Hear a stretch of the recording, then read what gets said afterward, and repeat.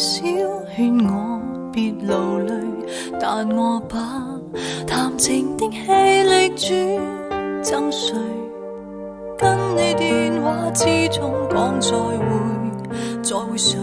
暴雨天我至少想講掛念你，然後你最多會笑着迴避到底，明明不更揭多力疲，就當我還未放鬆自己。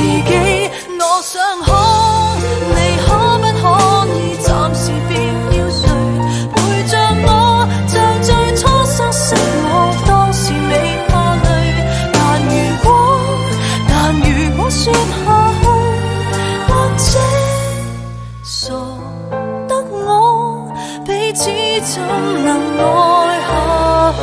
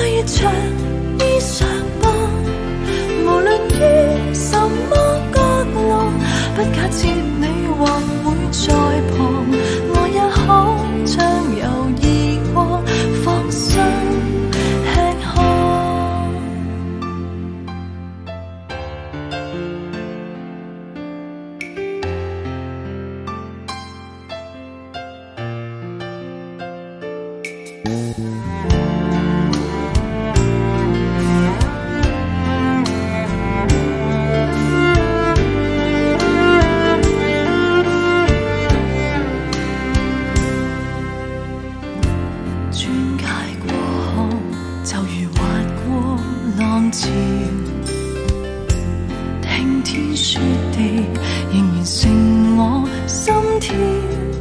關於你，冥想不了，可免都免掉，情和欲留待下個化身燃燒。原來過得很快樂，只我一人未發覺。如能忘掉渴望，歲月長衣裳薄，無論於什麼角落，不假設你或會在旁，我也可將猶豫過放心吃喝。原來我非不快樂，只我一人未發覺。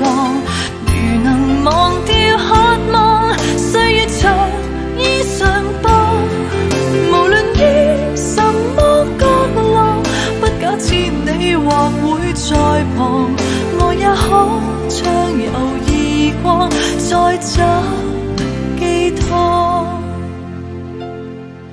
我也可將猶豫過再找